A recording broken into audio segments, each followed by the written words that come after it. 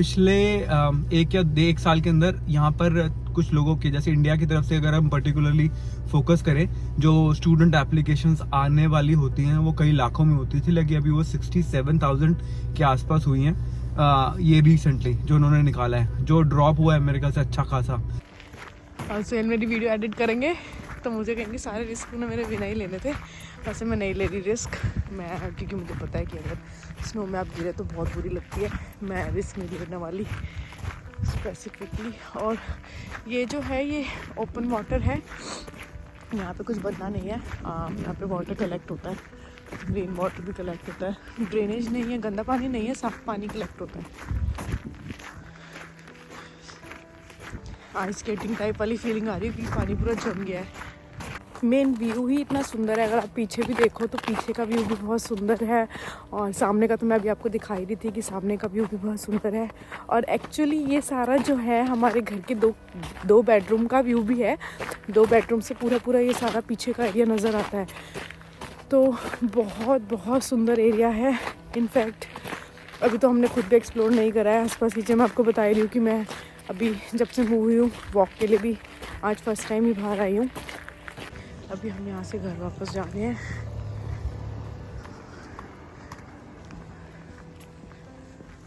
Hi everyone. सो बाहर अभी सुबह सुबह का टाइम हुआ, मैं उठा ही हूँ और अभी आपको बाहर दिखाता हूँ कैसा लगता है। स्नोफॉल रात की एक्सपेक्टेशन थी और अभी सुबह देखा बहुत सारी स्नो पड़ी है। सो एक अच्छा एक्सपीरियंस होगा आपको दिखाने के लिए। सो बाहर पहले दिखाता हूँ कैसा लिख रहा है।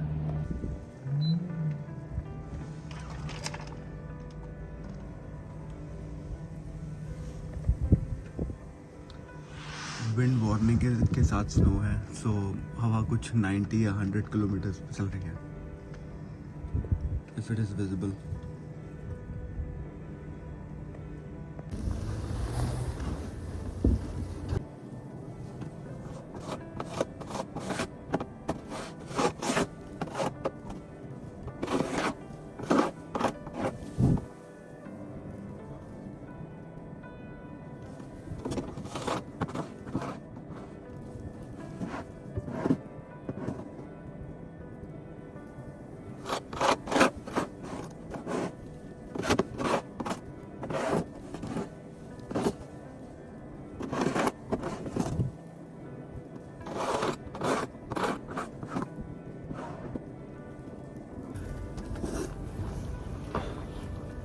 All set. चलती स्नो है अभी, बट इतना क्लीन हुआ है। ऊपर सॉल्ट डाल दिया मैंने, अब देखते हैं कैसा दिखता है। बट आपके सामने है weather. Hello everyone, welcome back. Same location पे हम लोग जहाँ पे वीडियो लास्ट ख़त्म की थी। मेरा ध्यान कि अकेले नहीं भेजा जाए, तो भावना खुद भी नहीं गई अकेले। एंड देन हमने सोचा आके देखें कि कैसा लगता है क्लोजली वो जो वाटर बॉडी है। और आपको थोड़ा सा अभी मेरा हाथ बिल्कुल फ्रीज हो गया, ठंडा है। मैं एप्पल खा रही हूँ और मैं फ्रीज हो गई। और शाम का टाइम है एग्जैक्टली, अभी शाम में 5 बजने वाले हैं और अंधेरा होने वाला है। और हमारे साथ में है एयरपोर्ट भी है, फ्लाइंग स्कूल है शायद नहीं, मेरे पीछे। हमारे पास ही एयरपोर्ट है। अगर दिख रहा है तो हमारे घर से नहीं है। मेरे पीछे से एयरप्लेन जा रहा है। ये रहा। एक इसकी वजह से मुझे ड्रोन की अभी परमिशन नहीं मिली उड़ाने की। शायद जल्दी अप्रूवल ले लूँ इनकी वेबसाइट से या गवर्नमेंट से। बट मेरे अपने घर के लोकेशन पे हमें अभी तक अप्रूवल नहीं मिला। एक और भी दिखाता हूँ क्लियर। मेरे पीछे से एयरप्लेन एक ये जा रहा। तो बड़ा चांसेस कम है ड्रोन के, लेकिन फिर भी मेरी कोशिश है कि मिल जाए, ताकि आपको पूरा ऊपर से शूट दिखाया जा सके कैसा दिखता है पूरा एरिया। और सबसे पहले बैक कैमरा से आपको लोकेशन जो उस दिन दिखा नहीं पा रहे थे, शायद अभी मैं एक बार शूट करके दिखाता हूँ कैसा है। सो ये हाल है इसका। कल और बर्फ पड़ जाएगी इसके ऊपर। कल और हो जाएगी क्योंकि विंड और स्नो वार्निंग आ रखी है। और ये सिंबल, ये बोर्ड इसलिए लगा है कि ये स्लिपरी है, तो देख के चलो। बाकी जो लास्ट टाइम भावना ने बताया था कि ये सारा पानी यहाँ कलेक्ट होता है इसके अंदर। और घर अपना वो रहा एग्जैक्टली वो वाला, तो इतना क्लोज है हम घर के पास। और सुनने में आया कि गर्मियों के टाइम पे यहाँ पे डियर वगैरह भी आते हैं पानी पीने, तो वो नज़ारा भी दिखाएंगे आपको। ये पीछे सारा कह रहे हो जंगल है, लेकिन ट्रेल चलते हैं यहाँ पर, लोग साइकिलिंग करते हैं, अंदर पूरा ट्रैक बना हुआ है, पर कहने के लिए तो जंगल ही है फॉर अ प्रैक्टिकल नोट। ये पीछे फ्लैट्स हैं लोकेशन वाइज, और सारे न्यूली बिल्ड है। ये जहाँ भावना जी खड़े हैं इसके पीछे डे केयर है, एक ये वाला डे केयर है, शैम्पलन के नाम से। हाँ जी, और सामने वो ब्लू बिल्डिंग वाला स्कूल है। और ये सारी ब्लैक आइस है जिसमें आप गिर सकते हैं, और हमने किसी ने भी स्नो शूज़ नहीं पहने हैं।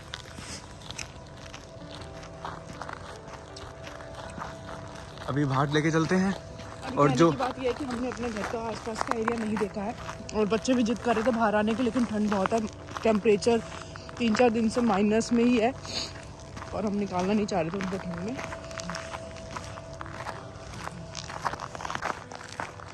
और ये ट्रैक जो सीधा ख़त्म हो रहा है सामने, जैसे मैंने आपको बताया कि वो साइकिलिंग के लिए ये सीधा ट्रैक ये सीधा चला जाता है अंदर जंगल की तरफ, मतलब सेफ़ है। और हमने कुछ दिन पहले भी डियर देखे थे, आपने बताया रात को देखे थे, रात को डियर देखा था हमने सर्दियों में। तो मैंने अपनी वीडियो में दिखाया। हाँ, और ये कुल मिला के ऐसी कुछ लोकेशन, ये साइकिलिंग का और वॉकिंग का ट्रैक का बोर्ड भी लगा है। ये रहा, ये आपका स्कूल है, फ्रेंच स्कूल बच्चों के लिए, एकोल चैपलिन। और वॉक के लिए बहुत अच्छी जगह है, क्योंकि साथ साथ दे रखा है। आई थिंक समर्स में ज़्यादा बेटर रहेगा, क्योंकि अभी तो ब्लैक आइस है काफ़ी जगह पर, बीच में चलना मुश्किल है।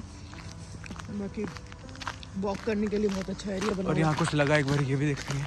ये बोर्ड मैंने अपने वीडियो में दिखाया।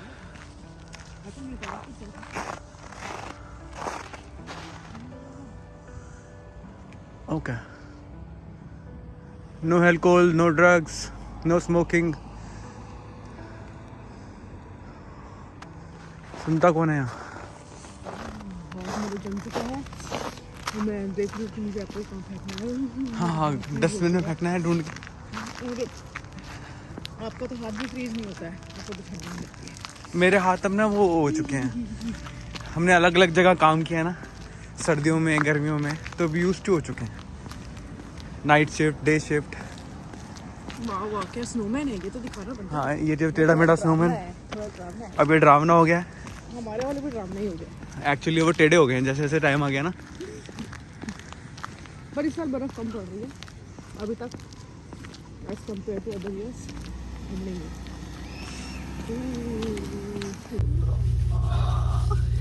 आपको सच्ची में कोई प्रॉब्लम नहीं हो रही?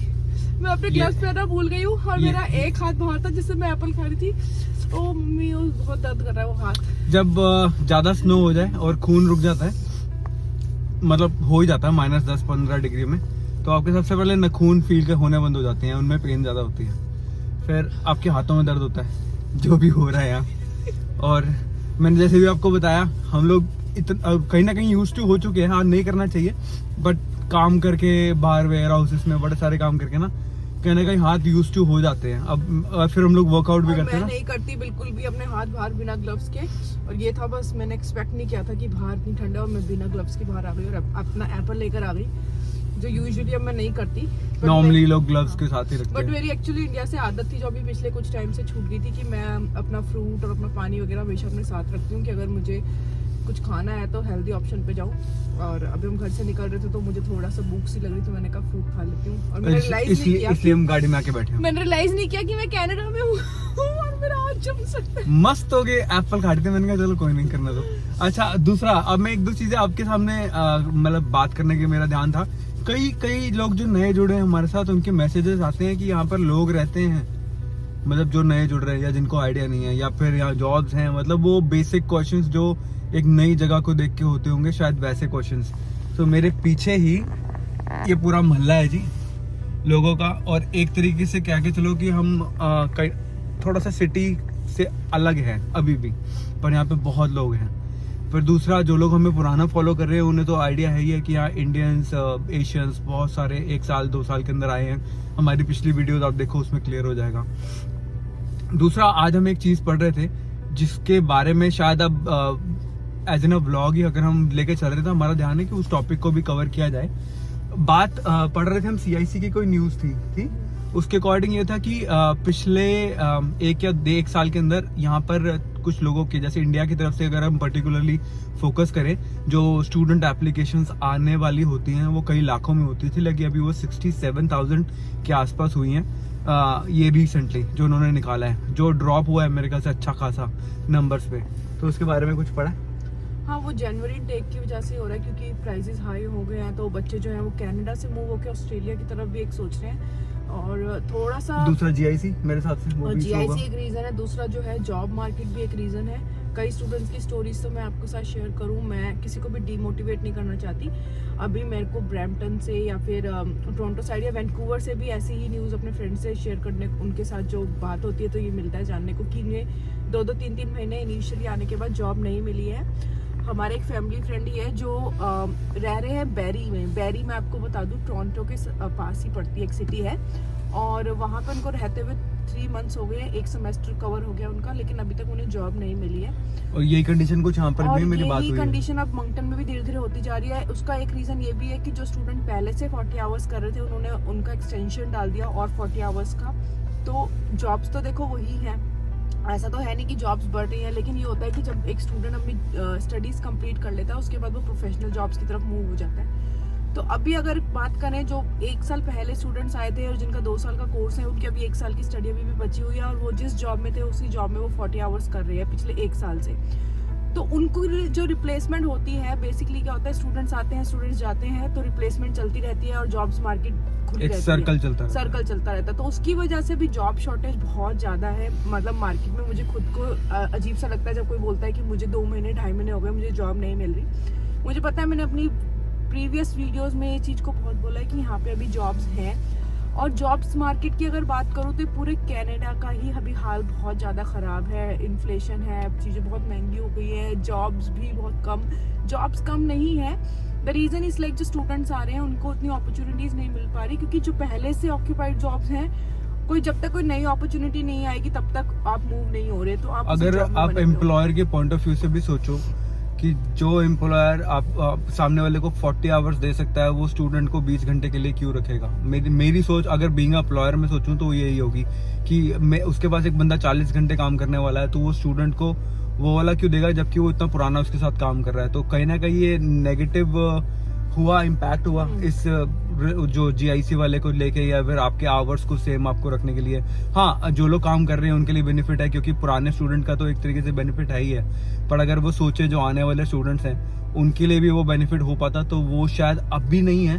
हाँ, जो आ चुके हैं मुझे ऐसा लगता है कि 2025 ऑनवर्ड जैसे हमें देखने को सुनने को मिल भी रहा है कि गवर्नमेंट चेंज हो या कुछ नए पॉलिसीज आए उस पे हो जाए। लेकिन ऑन द अदर साइड अगर आप लेके चलोगे कि वीजास जो हमने पहले भी कहा था वो थोड़े 2024 में हाँ, वो एक्चुअली होंगे। क्या है, वीजास को रिस्ट्रिक्ट करने का कुछ ना कुछ तरीका तो चाहिए था। अगर आप नॉन स्टॉप बहुत सारी फाइल्स को रिजेक्ट करोगे तो वो भी एक इम्पैक्ट होता है। तो उन्होंने यही कर दिया कि प्राइसेस इंक्रीज करते हैं, कोई अफोर्ड कर सकता होगा तो ही करेगा। और जीआईसी का इंक्रीज करने का मतलब यही है कि अगर आपकी पॉकेट में 3-4 महीने जॉब नहीं है तो आप सर्वाइव कर सको। जीआईसी होती तो इसीलिए अपनी चीज को बेटर ना करने के लिए सामने वाले को ही प्रेशराइज कर दिया कि भाई अपना खर्चा लेके आओ, ताकि जॉब नहीं मिलेगी तो एटलीस्ट आप नेगेटिव मतलब आप इम्पैक्ट नहीं कंप्लेन करोगे। ना कर सको आप complain नहीं गवर्नमेंट को करोगे। कि भाई यहाँ पे जॉब्स नहीं है, यहाँ पे मार्केट खराब है। आप अपने आप को वेल प्रिपेयर्ड करके आओ 3-4 महीने के लिए कि आपको जॉब नहीं मिलेगी। आप मेहनत पूरी करो, मिलने वालों को 1 हफ्ते में भी मिल रही है और हाँ, मिल मिलती भी जाती है, है। और नहीं मिलने वालों को नहीं मिल भी रही।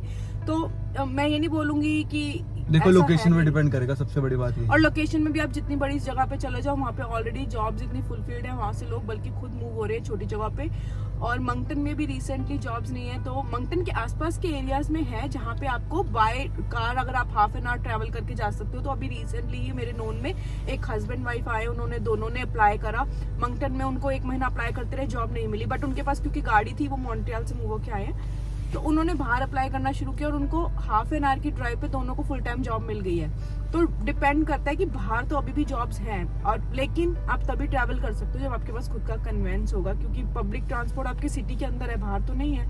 वो सारी चीजें मैटर करती हैं। देखो अगर वीडियो को थोड़ा सा हम समराइज करें, ये डिप्रेसिंग टाइप वीडियो नहीं बनाने के मूड में थे, बट एक रियलिटी चेक होना चाहिए, वो आ भी रहा है। और हाँ, वेबसाइट के थ्रू आप पढ़ने को मिलेगा। हम लोग यहाँ रह रहे हैं तो आपको एक थोड़ा सा क्लियरर पिक्चर बता पाएंगे।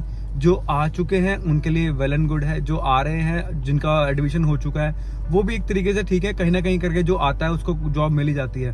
बट आने वाले टाइम में वीज़ा थोड़े रिस्ट्रिक्टेड भी हो रहे हैं, तो अपने आप को बिल्कुल बंद ना रखें। जैसे अगर हम लोग अपनी स्टोरी की तरह हिसाब से भी चले तो हमने आने से पहले ऑस्ट्रेलिया भी डाला था, हमने आने से पहले कनाडा के लिए भी साथ साथ में फाइल रखी थी। तो अपने ऑप्शंस ओपन रखो, क्योंकि आज की कंडीशन में शायद ऑस्ट्रेलिया थोड़ा सा बेटर हो रहा है ड्यू टू पॉलिटिकल जो उनके टाइप्स हो रहे हैं। हो सकता है 2025 में इंडियन गवर्नमेंट का अच्छा टाइप यहाँ की नई गवर्नमेंट के साथ हो जाए तो और ईज हो जाए, आने वाले कोई अच्छी जैसे अच्छी आपने सुना था ना डॉक्टर्स के लिए। हाँ, और उन्होंने बोला था कई लोग मुझे कमेंट करते हैं डायरेक्ट पीआर के लिए, डायरेक्ट LMIA। तो LMIA तो आई से नो प्रॉपरली, क्योंकि उसका रिव्यू बहुत ही खराब है।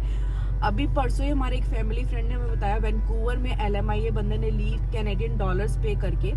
इंडिया से वो आ भी गए हैं। अब द रीजन इज वो पीआर नहीं फाइल कर सकते, क्योंकि जिस नॉक में उन्होंने LMIA ली है वो नॉक ही क्लोज हो गई है, वो नॉक है ही नहीं। जब तक वो ओपन नहीं होती पीआर के लिए आप फाइल नहीं कर सकते। तो आप वर्क परमिट पे रहोगे, कितने साल रह लोगे, 3 साल 4 साल। और अगर आप पे करके आ रहे हो LMIA के लिए, LMIA मैं आपको बता रही हूँ लीगल LMIA नहीं होता। LMIA गवर्नमेंट ने तो लीगल कर रखा है, लेकिन लोग उसको सेल करते हैं। और मुझे कहीं ना कहीं ये चीज़ों की नॉलेज है। अगर आप खुद भी रिसर्च करोगे और अगर आप LMIA ढूंढ भी रहे हो तो ऐसा सिर्फ 1%, मैं बोलूंगी सिर्फ 1% एम्प्लॉयर ऐसा है जो आपको जेन्युइन LMIA दे रहा होगा। उसके अलावा 99% यहाँ पे जो केसेस हैं LMIA के, वो कहीं ना कहीं फ्रॉड है। और don't go for any sort of LMIA अगर आपको उसके लिए पैसे पे करने पड़ रहे हैं। आप अपने एक्सपेंसेस कर रहे हो, गवर्नमेंट एक्सपेंसेस है, आपकी वीजा के फीस हैं, आपके ट्रैवलिंग के हैं, वो ठीक है। लेकिन अगर आपको किसी एम्प्लॉयर को LMIA के पैसे देने पड़ रहे हैं तो उसके लिए मत जाना। जहां तक बात रही पीआर की, तो पीआर में एक्सप्रेस एंट्री में पर्टिकुलरली इन्होंने बहुत स्ट्रिक्टनेस कर दी है। कैटेगरी बेस्ड ड्रॉज आते हैं अब, और ड्रॉज का जो स्कोर है वो भी बहुत हाई है।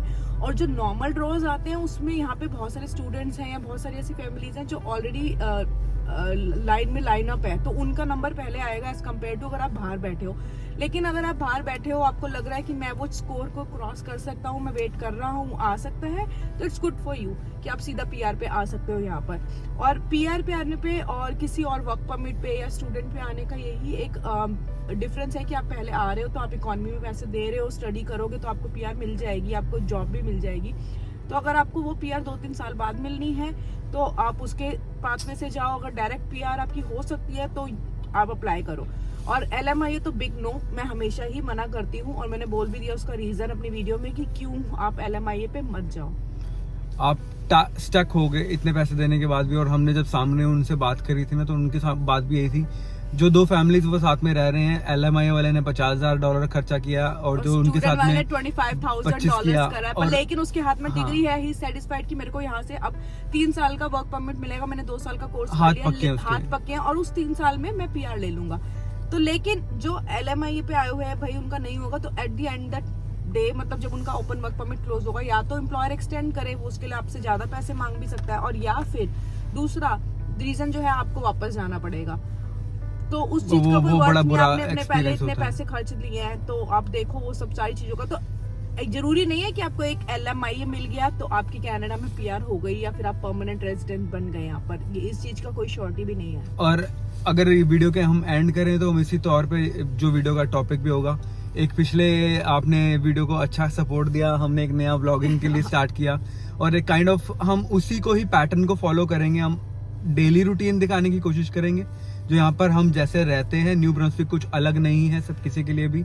और दूसरा, ये वीडियो होनी जरूरी थी क्योंकि बड़े सारे कमेंट्स हमें आ रहे थे, तो हमारा एक कोशिश ये भी रहेगी मिक्सअप करके कमेंट्स हम लोगों को जो मिलते हैं हम उसका कंबाइन करके अपने व्लॉगिंग के अंदर उससे भी कवर करेंगे, ताकि एक आपको डुअल वो चीज़ मिल जाए, व्लॉग का व्लॉग मिलेगा और पर्सनल जो भी टॉपिक्स होंगे यहाँ के जो आपकी क्वेश्चंस के रिलेटेड होंगे हम उसे फुलफिल कर पाएं। तो उम्मीद है आपको आज की अगर कुछ भी इंफॉर्मेटिव लगती होगी वीडियो, हम डिप्रेसिंग तौर पे नहीं लेके जाना चाह रहे थे, हम लेके जा रहे थे कि रियलिटी चेक आपके सामने हो। बनाना चाहते हैं हम आपके लिए, ताकि जो भी क्लियर पिक्चर हम आपके सामने ला सके। क्योंकि पहले हमने खुद अपनी वीडियोस में बात बोली है कि यहाँ पे जॉब्स हैं, और अभी नहीं है, तो मैं साफ बोल रही हूँ नहीं है। फिलहाल 2-3 महीने से बहुत कम हो गया, तो हम वो भी चलो ये टाइम आया तो वो भी जाएगा। विंटर्स में वैसे भी नहीं होती, बहुत सारी जॉब्स ऐसी होती हैं जो विंटर में होती भी नहीं है, तो शॉर्ट हो जाती है जॉब्स की वैसे ही, और ले ऑफ बहुत होता है विंटर में। चलो, उम्मीद है आपको वीडियो पसंद आई होगी, ऐसे ही साथ जुड़े रहें। जैसे जैसे हम आपके साथ रहेंगे, जैसे जैसे हमारी जर्नी आगे बढ़ती जाएगी, हम आपके साथ शेयर करेंगे। और जो लोग नए जुड़े हैं प्लीज़ सब्सक्राइब कीजिए। ये पूरा एरिया आपको दिखाने आने वाले समर्स में, जैसे मैंने प्रॉमिस किया था, जहाँ जहाँ घूमने जाएंगे वो सारे शॉर्ट्स आपको दिखाएंगे। न्यू ब्रांसविक बहुत सुंदर है। So stay subscribed and have a great day guys. Thank you so much Thank for you so watching. much for watching us.